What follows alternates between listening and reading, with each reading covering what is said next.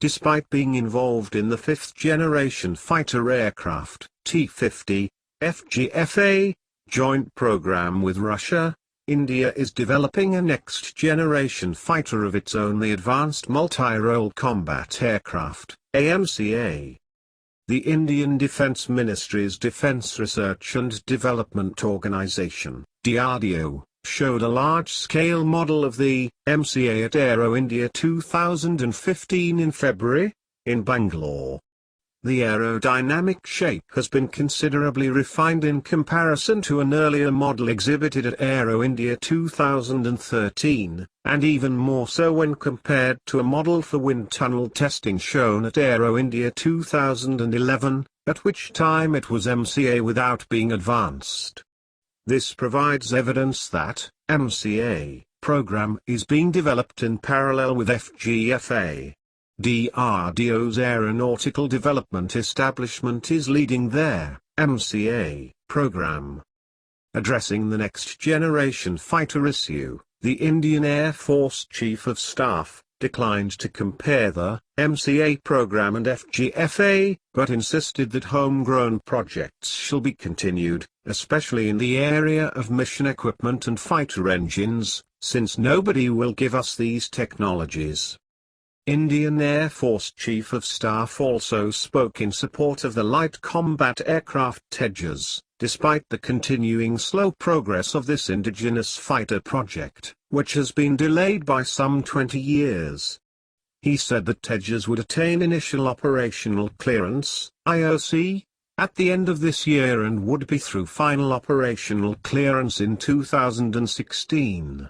With the rider that the Air Force does not expect this airplane to fully meet specification until the advent of the Tejas Mk2, with its entry into service planned for 2024. The AMCA is likely to be powered by the Kaveri engine, also developed in India. This engine had been conceived for the Tejas, but ran slower than expected and was eventually detached from the airframe effort. Instead, experimental and series production Tejas aircraft received the General Electric F404 turbine engine and later will get the more advanced F414.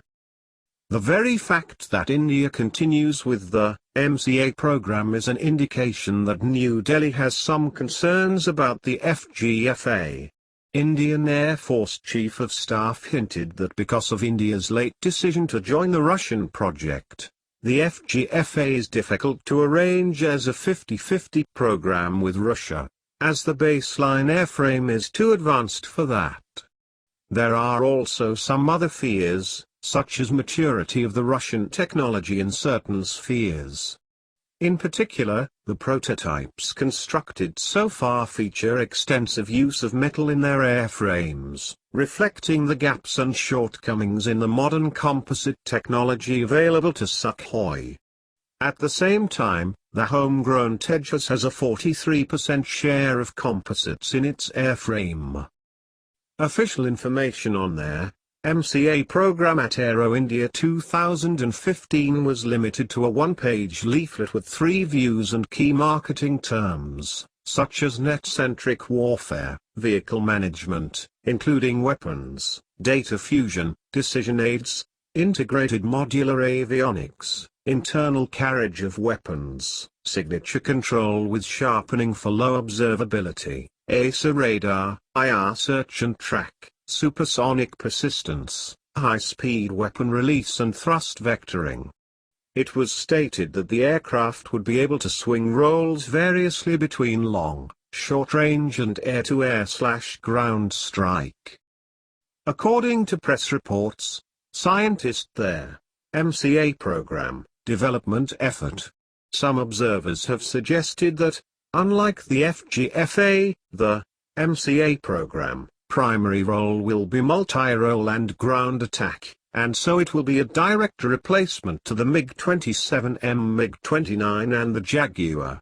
Also, there are reports about a revolutionary pilot station employing a panoramic active matrix display, or displays, with touchscreen interface and voice commands, and a helmet-mounted sight replacing, rather than supplementing, a head-up display.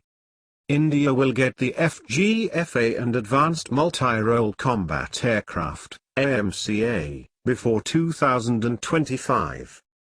Thank you for watching.